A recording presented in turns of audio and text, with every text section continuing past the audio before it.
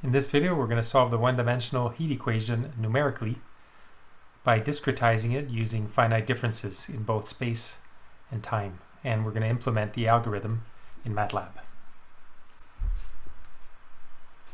The 1D heat equation is the following.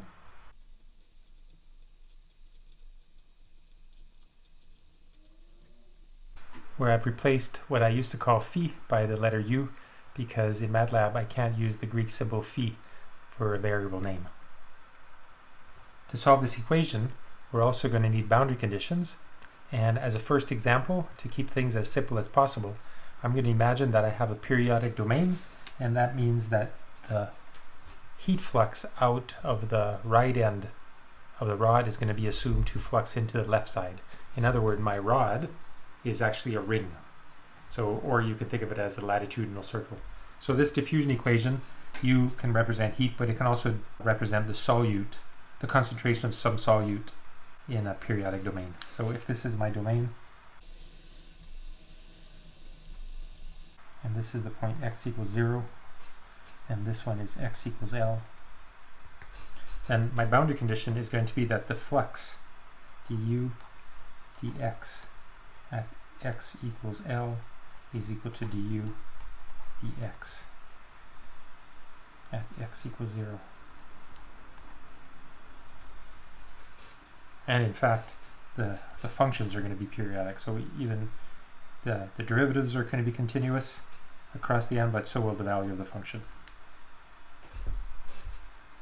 And to this we also have to add an initial condition, and for that we're going to use u of x at time 0 is going to be some prescribed function of x, which I'll specify later. So this is the problem that we want to solve. The quantity kappa could in principle be space dependent, but this time we're going to take it to be a constant. So what we're going to do when we use finite differences is we'll discretize the domain into small bits, and for each of these bits we're going to define the value of u. So if I divide it up into 4 segments, I'll call this value here in the center of the first one u1, in the center of the second one will be u2,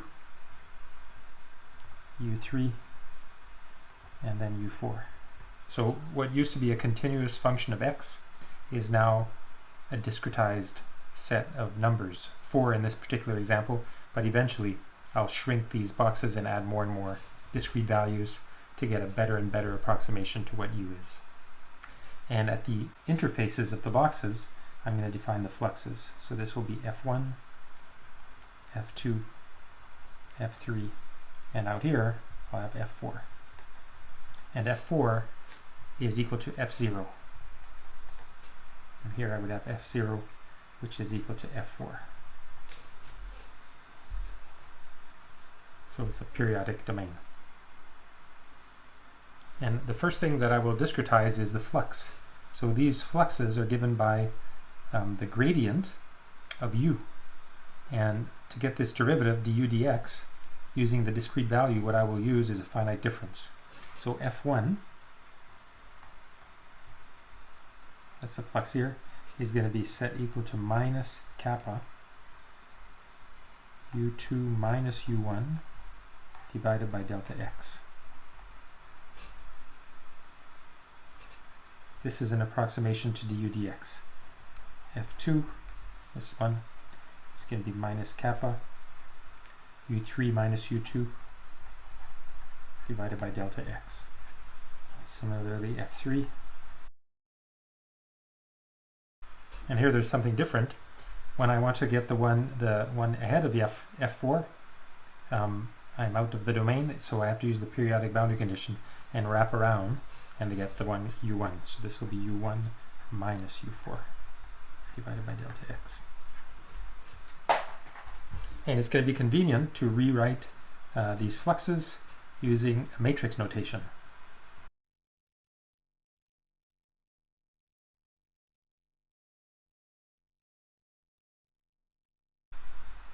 And now what I have to do is fill in the entries of this matrix. And so the first row corresponds to the flux 1, and so it is u2 minus u1. and U2 minus U1, that means I put a 1 in the second column, a minus 1 in the first column for the U1, and since I don't see any U2s and U3s, any U3s and U4s, these last two columns get zeros. For the next one, I don't have a U1, so a 0 in the first column. I have a minus 1 multiplying the U2, a minus 1, I have a 1 multiplying the U3, and a 0 multiplying the U4. Over here, 0, 0, minus 1, 1. And down here, 1, 0, 0, minus 1. So this quantity over here, excluding the minus kappa, I'm going to give this a name, and this will be my grad matrix, G R A D. So this is the gradient. Discrete approximation to the gradient in one dimension.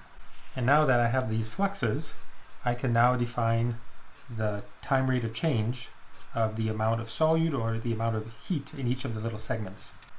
Conservation equations are delta x times d by dt of u1.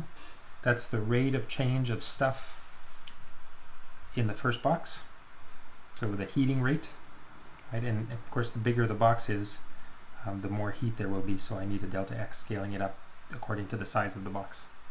And that is going to be, or plus the flow out minus the flow in, so F1 minus F0, which is just F4 because of the periodic nature of the boundary conditions. That should be 0. That's a conservation law for the first discrete box. For the second box,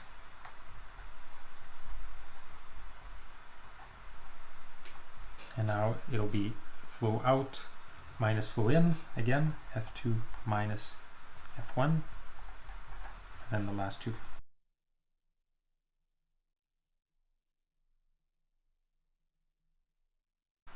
And now we can write this also in matrix vector form. So what I get is d by dt 1 over delta x, right? I'll divide through by delta x, and then here I'll have a matrix.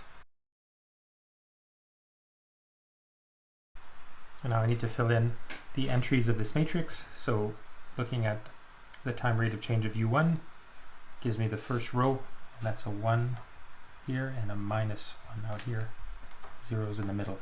This one is a 1 for u2, a minus 1 for u1, 0, 0, 1, minus 1, 1, minus 1. And this matrix over here, including the 1 over delta x, I'm going to call this the div matrix.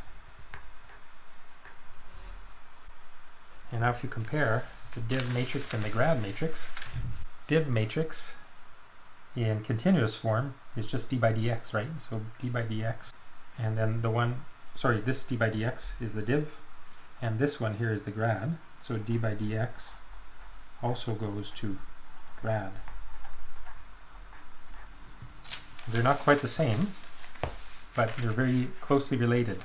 So what I call grad here and what I call div over here, they're the same matrix almost. This one is the negative transpose of this one, or vice versa. This is the negative transpose of this one. So put down here, div is equal to minus grad. Transpose means interchange the rows and the columns.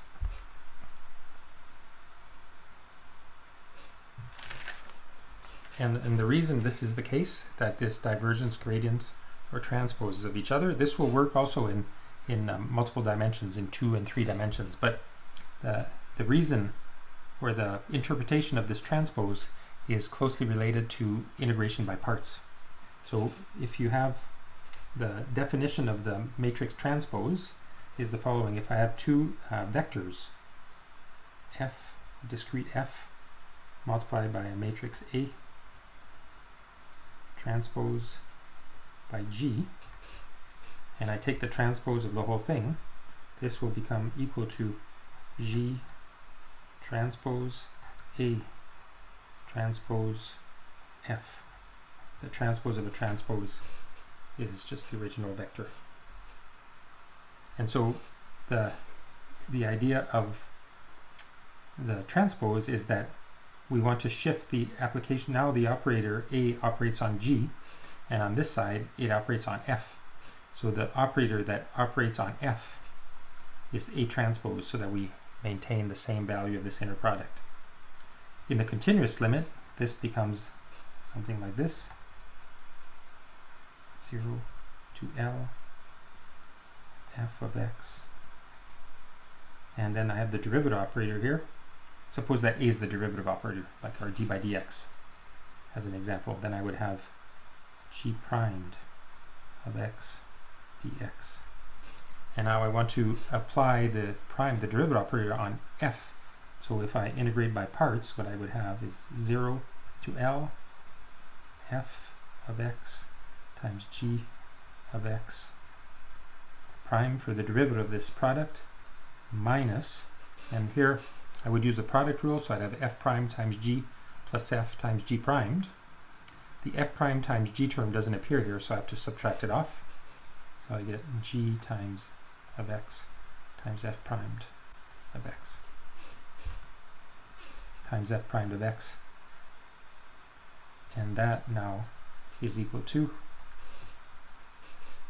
f times g evaluated at L and 0 minus the integral from 0 to L of g of x f primed of x dx.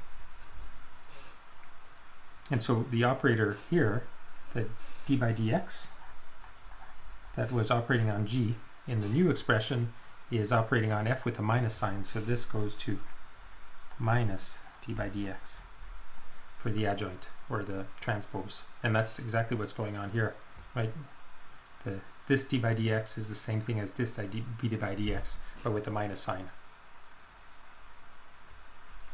In any event, now I have what I need to discretize our governing equation in space, but I still have to discretize it in time.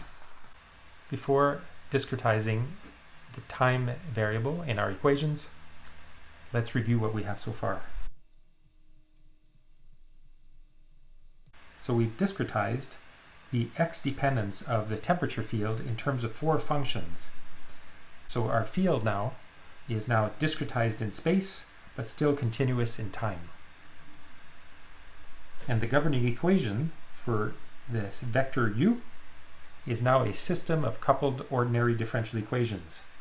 So our system of equations is d by dt of u plus the divergence, and this is just a matrix, constant coefficient matrix of the flux is equal to 0, and where the flux vector is equal also to a discrete set of fluxes.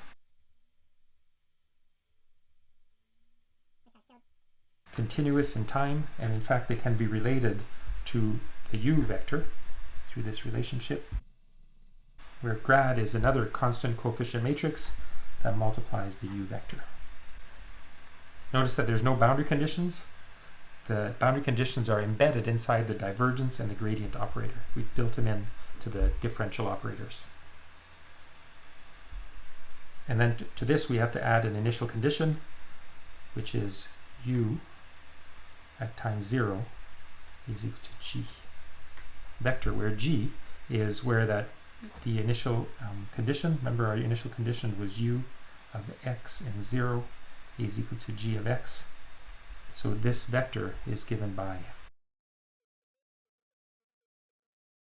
where x1, x2, x3, and x4 are the discrete points where the u's are defined. So if this is our rod, and we've defined these points over here, so this point here is at delta x over 2. This is x equals 0. This one is 3 delta x over 2, 5 delta x over 2, 7 delta x over 2, and this edge here would be L. And so we call this would be equal to x1, x2. And so we evaluate the function g at these points and we get our initial condition. And then just to review, the div and the grad are these following matrices.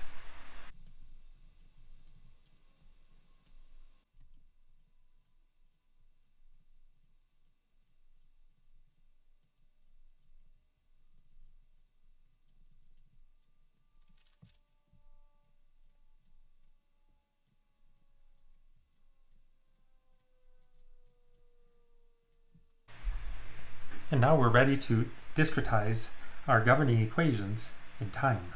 And what we're going to do is we're going to define a discrete set of time points. So we're going to discretize time into steps of delta t. So t will take on the following values: 0, delta t, 2, delta t, and so on. And we're going to use a superscript given by this index to define at which time level this equation corresponds to. So we'll first discretize this time derivative using a finite difference. So what we will have is u at time step n plus 1 minus u at time step n divided by delta t. So this is our finite difference approximation to this time derivative. And to keep everything in terms of the u variable, we're going to sub in our expression here. So this will be minus kappa grad times u equals 0. Now we're not done here. We have to decide at what time level this u corresponds to. And we have several choices. If we want to use the Euler forward scheme, we would put an n over here. So we use the previous time step to get to the new one. If we want the Euler backwards, this would be n plus 1. And if we want the trapezoid rule, we would take the average of u at two different time levels. So our first example, we'll do the Euler forward. So I'll put an n, and this leads to what's known as the Euler forward, and we get this following equation.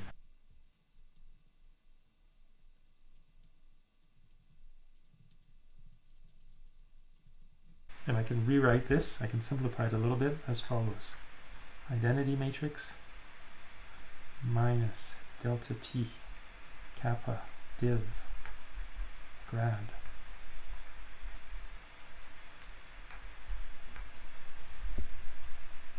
so that this here is an n by n matrix if u has n components. And so marching the system forward in time from one time step to the next, all we do is we take this state at the previous time step, multiply by this matrix over here, by this one, and we get the state at the next time step. And then we take the state here, multiply by this matrix again, and we advance forward in time. So we get the time evolution simply by repeatedly multiplying by this matrix that we've defined down here. Okay, so another choice is to not put u at n, but put u at n plus 1 over here. And this will lead to what's called the Euler backward scheme. U at n plus 1 minus u at n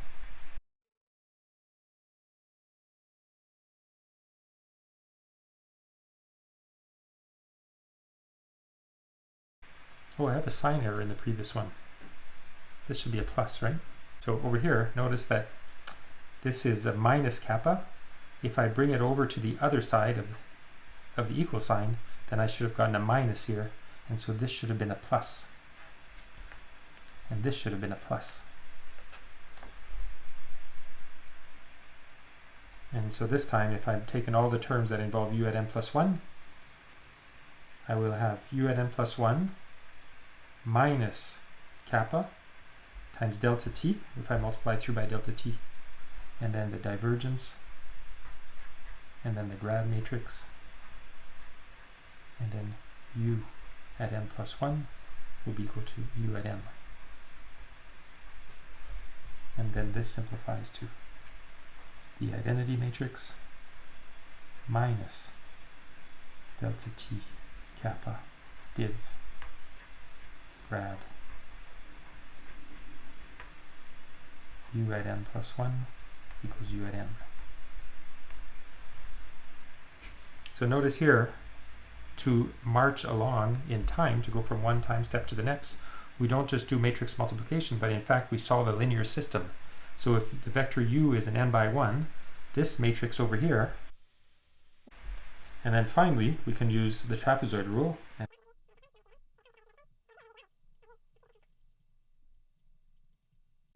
And this one is the trapezoid rule. It's also known as the Crank-Nicolson scheme. Crank-Nicolson. And now I'm going to rewrite this matrix form on this side, where I'm going to isolate all the terms involving un plus 1 on one side and all the terms involving un on the other side.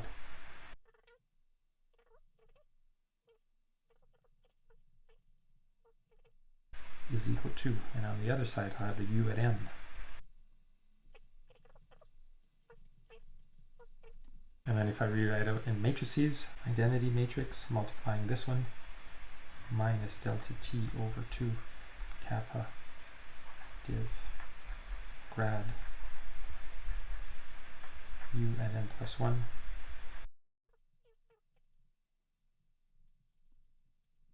and this is an n by n matrix and this is an n by n matrix. So when we do the trapezoid rule, we do a combination of what we did for the Euler forward. We have this matrix multiplying un like we did for the Euler forward up here. The only difference is that delta t is divided by 2.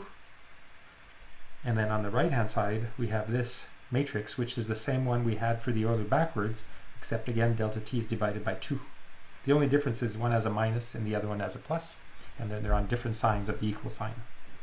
One thing that I didn't emphasize when we've been deriving all these equations is that the order in which we multiply the div and the grad matters. You cannot do grad times div. So matrices don't commute. So in general, a times b is not b times a. Multiplication by a scalar and a matrix on the other hand, that does commute, and that's why we're able to pull out the kappa outside of the matrix. If kappa had been a function of time, if kappa had been a function of space, then we would have had a discrete set of kappa values defined at the interfaces. So if we had chosen kappa to be a function of space, we would have discretized kappa at the interface of our rod, and we would have a kappa value like, for example, kappa 1, kappa 2, kappa 3, kappa 4, and then this kappa 5 here is the same one as kappa 1 because of the periodicity of the domain. And then we could have put these discrete kappa values inside of a diagonal matrix, which we would have stuck in between the div and the grad, and then we would not be able to pull it out. So maybe I'll just write down what the results would have been with divergence. Sorry, what the result would have been if we had a space-dependent kappa. So we would have had this set up.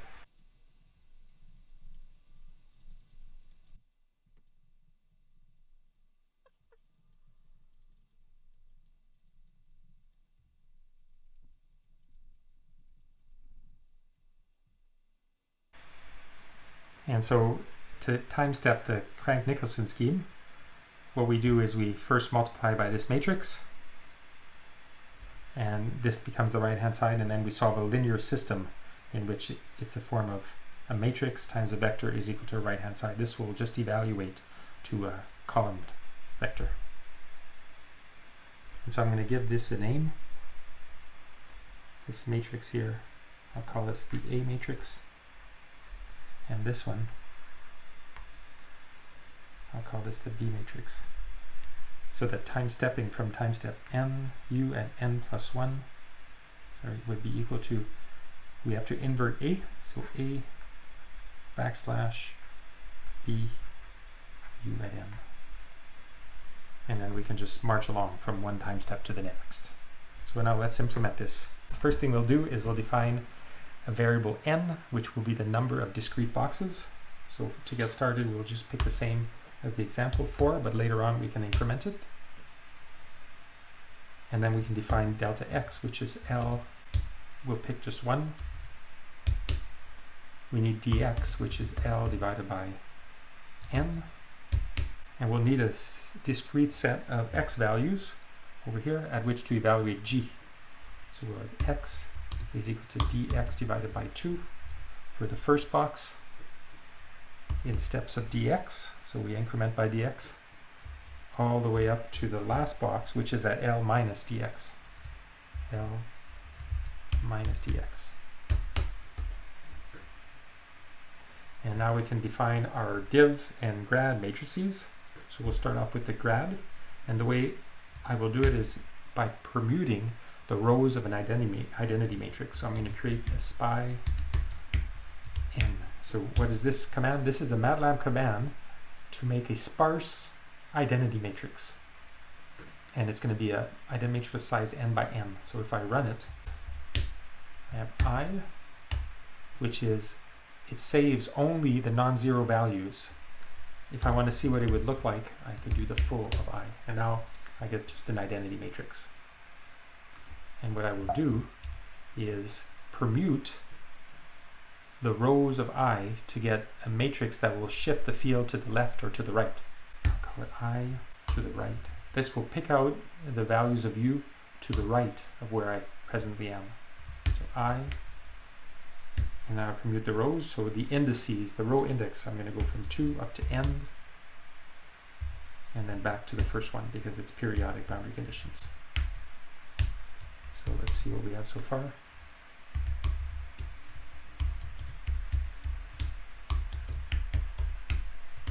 So all I've done is I've shifted the diagonal over by 1.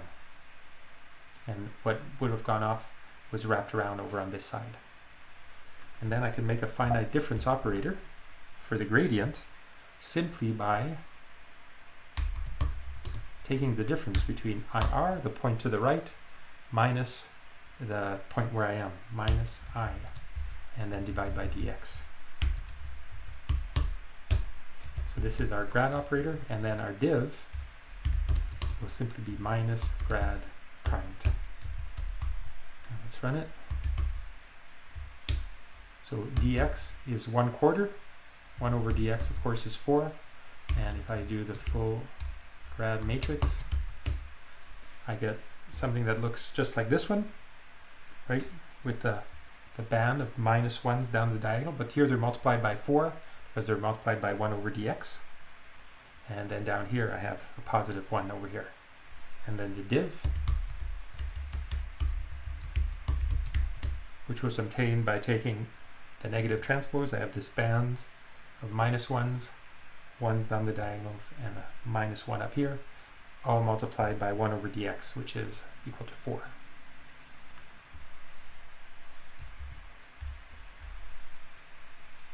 And now what we need is to define our kappa matrix. So in this case, K will simply be kappa times the identity.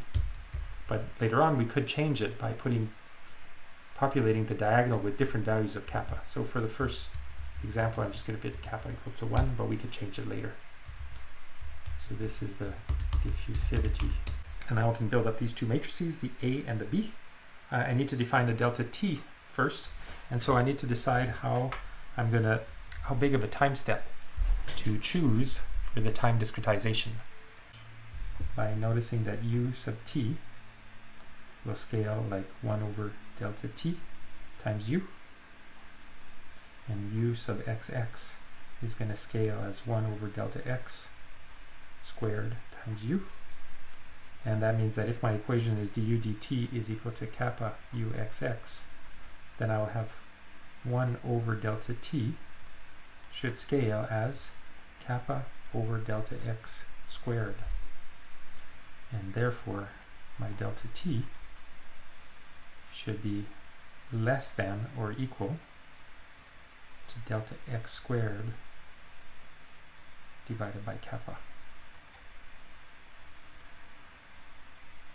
So this is going to be a time step that's sufficiently small that I can resolve the diffusion across the grid boxes in the model.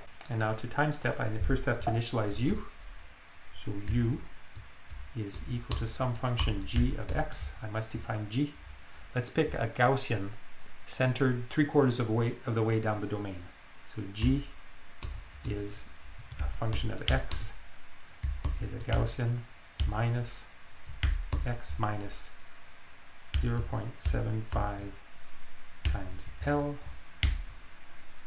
squared, and then I'm going to normalize this Gaussian so that is unit area. So then I'm going to divide by square root of 2 star pi star.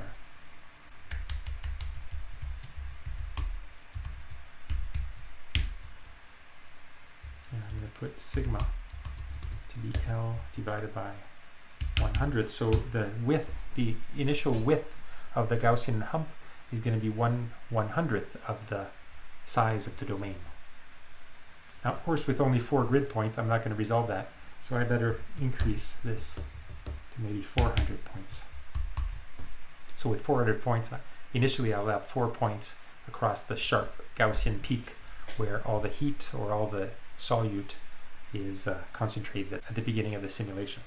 And let's take 10,000 time steps for k equals 1 to 10,000. And I first update t. I forgot to define t0. So t equals 0. Then I update the time, t plus dt. I just add an increment of dt. And then I update the state. Just this simple formula I have over here. And then I can make some plot. If mod k 100 equals 0.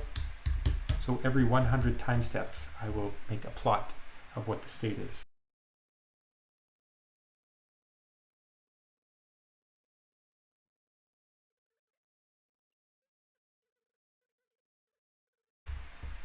And when I then pass the row into G, that makes U also a row. So what I need to do to make sure that U gets initialized as a column is to use the colon.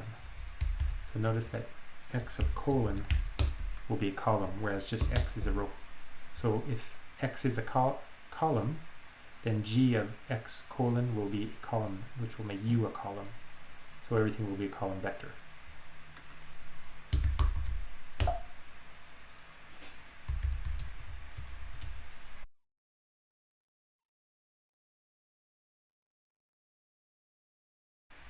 I see where the mistake is. So the other box here is the last grid box. I wrote dx by accident, but I should have wrote dx divided by 2 and half a grid cell over from the end. Okay. So now I can go back to 400. Everything will work. Clear all diffusion.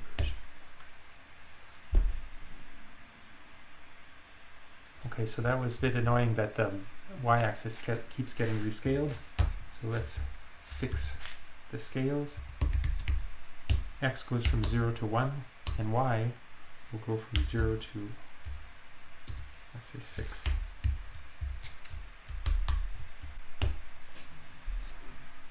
And here you can see the Gaussian hump spreading. Notice how what flows out this side flows into this side. And so the action of the diffusion is to smear out the tracer, to diffuse it out and make it smoother. And you can see this just from the parent equation. Remember that the equation is this one.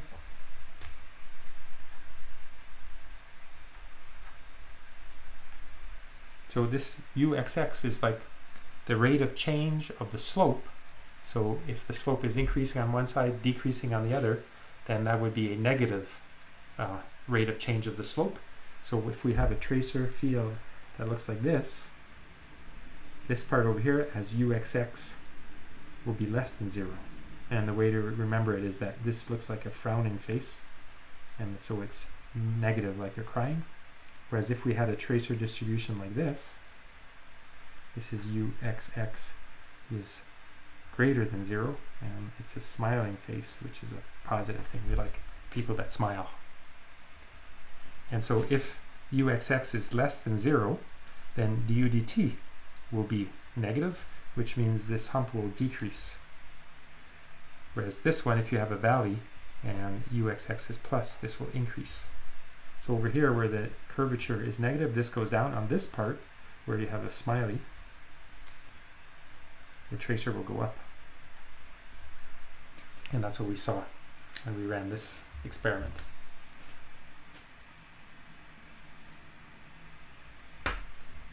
And you notice that over time, the solution starts looking more and more like a sine wave. And that is correct. The sine wave happens to be a natural mode of the diffusion equation. So if I try a function of this form, u is equal to some function of time times sine times kx. And I substitute that into the differential equation, u sub t will be f primed of t sine kx, and uxx will be equal to f of t times derivative of sine is cosine, derivative of cosine is sine. Each time I put out a factor of k with a minus, so I get minus k squared sine of kx. If I substitute this into the equation, what I get is f primed of t. What I get is sine f prime of t times sine of kx is equal to f of t times minus k squared sine of kx. The signs cancel, and I get an equation which is f primed of t is equal to, and I have the kappa, I must not forget the kappa, minus k squared kappa f of t. And this differential equation is easy to solve. It's going to be of this form. The homogeneous solution will be the form f of t is equal to some constant a times the exponential of minus k squared kappa t. And this will tell us the rate at which a sine wave decays. So the exponential decay is going to scale like, is going to be tau equals to 1 over kappa k squared. So k is the wave number, or how many ripples you have per unit length. So the bigger k is, that means you have more and more ripples, and that will decay more quickly. So let's try that as our initial condition. So instead of having initial field be just Gaussian, we're going to pick g to be a function of x sine k, which I'll pick, let's say 7 times 2 times pi times x. And let's run it again. Oh, I should offset it a little bit, you can't see. And let's add a constant 1 plus. So now it will be confined between 0 and 1. And let me reset the axis. Jeez. And you can see it decay and smooth out if I pick an even bigger wave number. So here I pick 7, but if I pick an even bigger one, then you will see it decay even faster.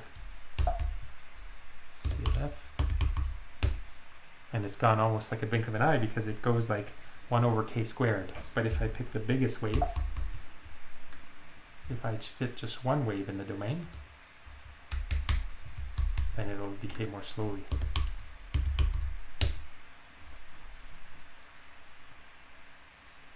Alright, so that completes this lecture on the diffusion equation and its numerical solution in MATLAB.